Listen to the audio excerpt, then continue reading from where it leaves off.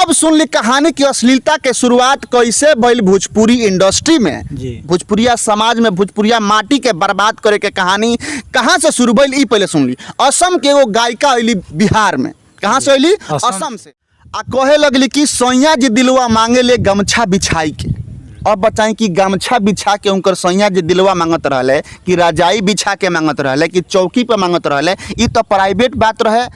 गमछा बिछा देली आ सब कोई गमछा पर उनकर के सुतल देखल आ सब कोई देखल कि हाँ सैया जी दिलवा मांगे ले गमछा बिछाई के। ओ बेरा भी तो मिलियंस में लोग देखत रहे, को लाखों लोग जब वो प्रोग्राम करस तो लोग आके सुनत रहे कि सैया जी दिलवा मांगे ले गमछा बिछाई के। केहू ना पूछल कि रे पगली जब तोर सैया गमछा बिछा के दिलवा मांगता रहे तो ते एकरा के बतावत कहे बारे? ई तो प्राइवेट के बात है, एकरा के मत बताओ। जैसे भी दिलवा मांगत रहे तोरा देबे के बता दे ना तो मत दे, बतावला के तोरा का जरूरत बा? भोजपुरी में अश्लीलता हटाई। अरे भाई तो पहले ही आकर के आज से 10-20 साल पहले ही गमछा बिछा दिलस। ओबरा तो लोग ओकरा के गमछा पर जो उठावला लोग ना बड़ा मन लागल, एकदम निहार के देखला कि हाँ आल बिया असम से आ गमछा बिछा के सुतल बिया आ कहते कि दिलवा मांगे ले सैया गमछा बिछाई के, दिलवा मांगे ले सैया गमछा बिछाई के। ए टेंगरा के दीदी हमरा अबे चाहिए। ई लोग ना पूछल कि रे कौन टेंगरा है और कामना के दीदी के ते कहत रे हमरा अबे चाहिए। आई कोची 80-85 या 86 खेला खेलत रे। ओ बरा जाके गुडू रंगीला से केहू ना पूछल कि 80-85 खेला खेलत रे हे जी आ कहत रे कि टेंगरा के दीदी हमरा अबे चाहिए। ए बरा नया सिंगर लोग या करके माइक में बोला था हाँ खेसारी गलती गा दिले बाड़े, खेसारी गलती गा दिले बाड़े, खेसारी गलती गा दिले। हई गाना गावल जाला सुर में लगा के गावत लग, हई गाना तो गावे के चाहत खेसारी के। ए बाबू तू पहले कहना कहल गुडू रंगीला आ कल्पना से कि हई गाना है सुर में सुर लगा के गावल जात रहे, लेकिन व्यवस्था उ ना कैली। इस समाज के बतावे के प्रयास कैली कि हमार जो बनवा हिलोर मारता हमार चोली फाट जाई। तो बतावला के का गरज रहे? केहू जाके पूछल कल्पना पटवारी से कि तहार जो बनवा हिलोर मारता तो तू चोली के बॉल करवा लो। लेकिन कल्पना पटवारी तो कह दिलिया, लोग सुन लिहल आ लोग सुन के ताली बजा लिहल कि वाह वाह वाह कल्पना पटवारी के जो बनवा हिलोर मारता कहत तरी कि बुझाता चोली फाट जाई रे।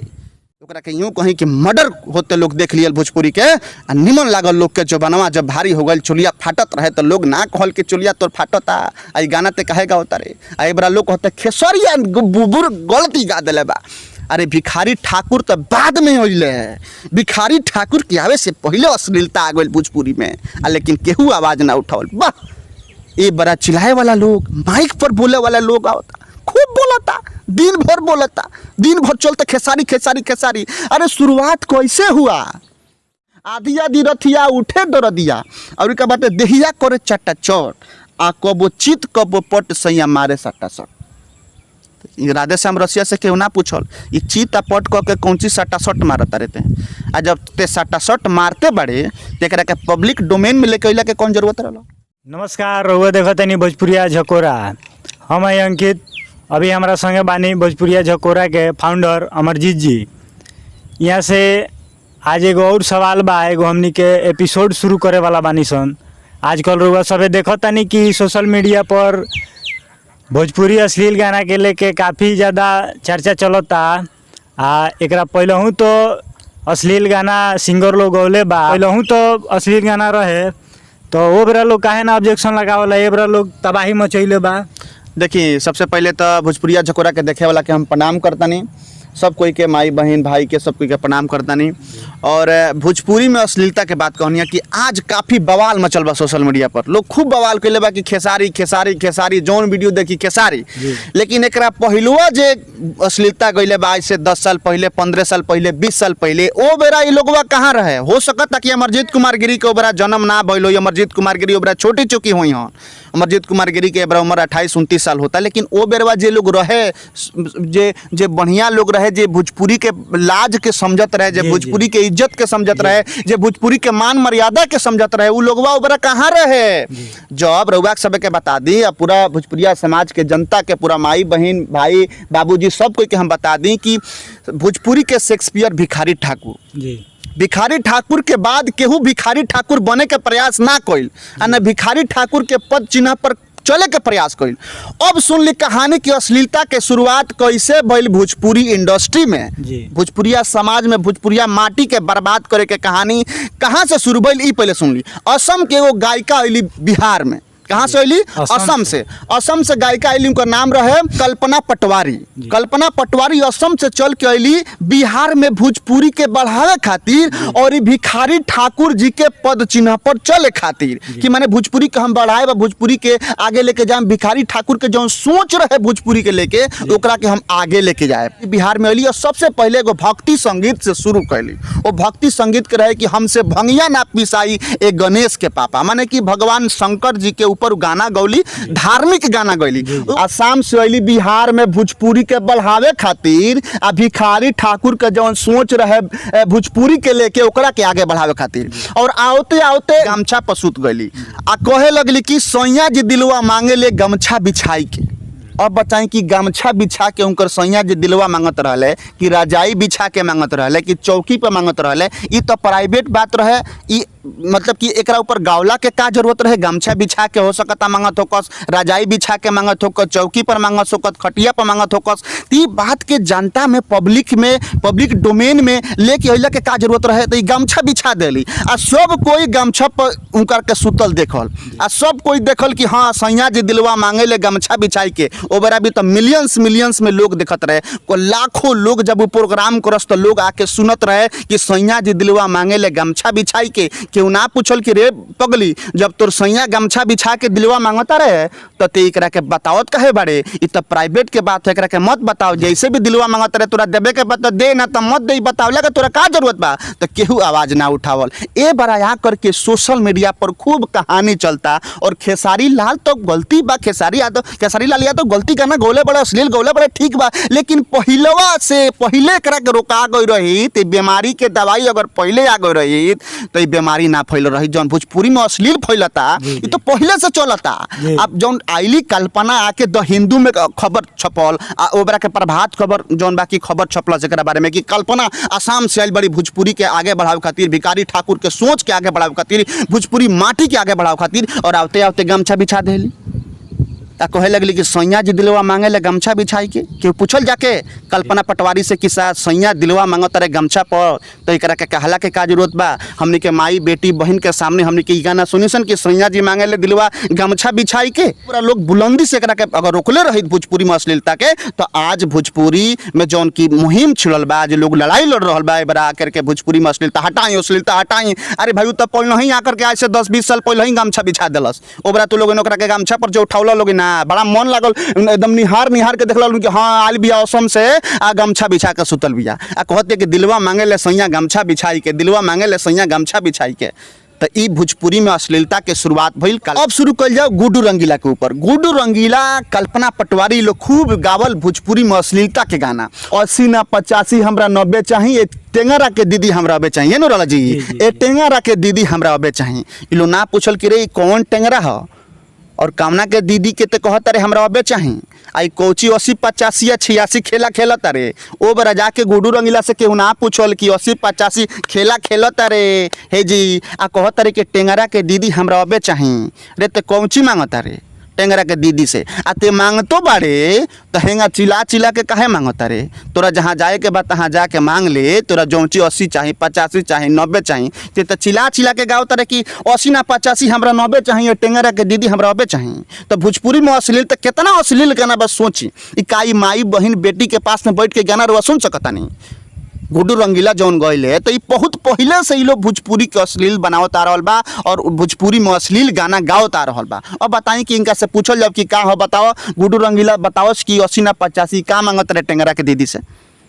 बताओ कि का टेंगरा के दीदी से 80 ना 85 उनका 90 चाहिए, या कहता रहे कि टेंगरा के दीदी हमरा 90 चाहिए। तो का चाहिए ओबरा लोग ना पूछल। लेकिन ए बड़ा FIR होई, ए बड़ा भोजपुरी में अश्लीलता रोकल जाई, ए बड़ा हमनी के TRP बढ़ावल जाई, ए बड़ा हमनी के खूब नाम कमाइल जाई। ए बड़ा नया सिंगर लोग या करके माइक में बोला था हाँ खेसारी गलती गा दिले बाड़े, खेसारी गलती गा दिले बाड़े, खेसारी गलती गा दिले। हई गाना गावल जाला, सुर में लगा के गावत, हई गाना तो गावे के चाहत खेसारी के। बाबू तो पहले कहना को गुड्डू रंगीला आ कल्पना से कि हई गाना है सुर में सुर लगा के गावल जाता रहे। भक्ति गाना, बढ़िया गाना, प्रेम रस से भरल गाना जौन भिखारी ठाकुर गावस। तो कहीं ना कहीं समाज अपन दोषी बा। ये बात के माने के पड़ी कि भोजपुरिया समाज, हम पिछला वीडियो में भी कहले रहनी कि समाज कहीं ना कहीं दोषी बा, भोजपुरिया समाज दोषी बा, और आजो हम कहते नहीं कि भोजपुरिया समाज दोषी बा। खेसारी, गुड्डू रंगीला, कल्पना, राधेश्याम रसिया तो दोषी बढ़ले वालों की भोजपुरी में अश्लीलता फैलावल, हमनी के रोकनी सन, हमनी के चुपचाप देखत रहनी सन, आँख चियार चियार के हमनी के रोकले रहती सन, अगर आवाज उठौले रहती सन। आज जगह आवाज उठल बाबरा हुआ केहू कही व्यूअर्स की पहले सोशल मीडिया ना रहे, फेसबुक ना रहे, व्हाट्सअप ना रहे तो आवाज ना उठल। अरे भैया ठीक बा, जौने व्यवस्था रहे वही व्यवस्था के माध्यम से आवाज तो उठित, कम से कम केहू जाके FIR तो दर्ज कराई जी, रुकित कहीं ना कहीं वो लोग के देह में डर होइत। भोजपुरी में जौन अश्लील गाना रहला रोकित लो, अच्छा गाना गाइत लो, प्रेम रस वाला गाना गाइत लो, पर्दा में गाना गाइत लो, लेकिन आके तक कल्पना छूट गली गमछा पर आ कह दिल के मांगे ले सैया दिलवा गमछा बिछाई के, ओकरे बाद से गुड्डू रंगीला के कह दिल कि 80 ना 85 हमरा 90 चाहिए, टेंगरा के दीदी हमरा अबे चाहिए, उनका अबे कौन चुने घटत रहे, तत्काल एकदम वो लगले आ माइक में चिल्लाए कि हमरा अबे चाहिए। अब देखिए, अब आगे हम सुनाओ तनी राधेश्याम रसिया, ये लोग देखिए कि केंगा भोजपुरी के बर्बाद कैले बा। महान गायक भोजपुरी के भिखारी ठाकुर के सपना के ये लोग चूर चूर कर दिया। तो भोजपुरी जैसा मिठास भाषा के लोग बर्बाद कर रह दियल। चोली ढोड़ी, केहू गमछा बिछावल, केहू चिट्ठुआ के दीदी से मांगे लागल, केहू कुछ केहू के जोबनवा भारी होखे लागल। ओकरा बाद से कल्पना चावला का गाना गौले के जोबनवा हो गइल बा भारी, चोली फाटता। अब जो बनवा भारी हो गइल बा, चोली फाटता, उनकर गाना हम थोड़ा सा कोट कर देता नहीं कि गौले वाली गाना के बाटे कि मारे जो बनवा हिलोर लागे कि चोली फाट जाई। अब उनकर जोबानवा के गौले बा, कल्पना पटवारी गौले बाड़ी की, तो जोबानवा हिलोर मारता चाहे कुछ करता, गजन करता, समझता नहीं सनमनी के, लेकिन चोली फाट गई तो ओकरा के व्यवस्था करे के चाहिए कि चोली फाटो ना, लेकिन व्यवस्था उ ना कैली। इस समाज के बतावे के प्रयास कैली कि हमार जोबानवा हिलोर मारता, हमार चोली फाट जाई। तो ये बतावला के का गरज रहे? केहू जाके पूछल कल्पना पटवारी से कि तहार जोबानवा हिलोर मारता तो तू चोली के बॉल करवा लो, लेकिन कल्पना पटवारी तो कह दिलिया, लोग सुन लिहल आ लोग सुन के ताली बजा लिहल कि वाह वाह वाह, कल्पना पटवारी के जोबानवा हिलोर मारता, कहत तरी कि बुझाता चोली फाट जाई रे। केहू ना कहल केहू चोली सिलवा के गइल देवे खातिर कि तहारे फाट जाए जोबानवा, आई सिवाव, आई गलत गाना मत गाओ, अश्लील बनाता, तारा खिलाफ में हमके FIR करब सन, तारा के जेल भेजेब सन। लेकिन ओकरा तो निमन लागत रहे, सब कोई जोबानवा देख लिहल, चोली फटल को देख लिहल, आ भोजपुरी के बर्बाद होते देख लिहल, भोजपुरी के अपना माटी के जौन की आवाज में ओकरा के बर्बाद, ओकरा के तड़पते, ओकर अपहरण होते लोग देख लिहल, ओकरा के यूँ कहीं कि मर्डर होते लोग देख लियल भोजपुरी के। आ निमन लागल लोग के जोबानवा जब भारी हो गई, चोलिया फाटत रहे तो लोग ना कहल कि चोलिया तोर फाटता, आई गाना ते कहेगा होता रे, आई बड़ा लोग कहते खेसरिया बुबुर गलती गा दिले बा। अरे भिखारी ठाकुर तो बाद में होइले है, भिखारी ठाकुर के आवे से पहले अश्लीलता आ गई भोजपुरी में, लेकिन केहू आवाज ना उठावल। वाह, ये बड़ा चिल्लाए वाला लोग, माइक पर बोले वाला लोग आवता, खूब बोलता, दिन भर बोलता, दिन भर चलता खेसारी खेसारी खेसारी। अरे शुरुआत कैसे हुआ एक ऊपर चर्चा करी। भिखारी ठाकुर के आवे से पहले अश्लील राधेश्याम रसिया गौले बड़े की, आधी आधी रतिया उठे दरदिया, देहिया करे चटा चट, कबो चित कबो पट सैया मारे बाटे सट्टा शॉट। यही गाना हम सुनबो ना करे नहीं, सब चीज़ ऐसे हम लिख ले बानी कॉपी में। ये सब गाना हमको मतलब कि बड़ा रिसर्च हमने करते नहीं, तो लिखे के पड़ला। आधी आधी रथिया उठे दरदिया, और का बाटे देहिया करे चट्टा चट, आ कबो चित कबो पट सैया मारे सट्टा शॉट। राधेश्याम रसिया से केहू ना पूछल ये चित आ पट कह के कौन चीज सट्टा शॉट मारता रहते हैं। आ जब ते सट्टा शॉट मारते बड़े तो एक के पब्लिक डोमेन में लेके अला के कौन जरूरत रहा?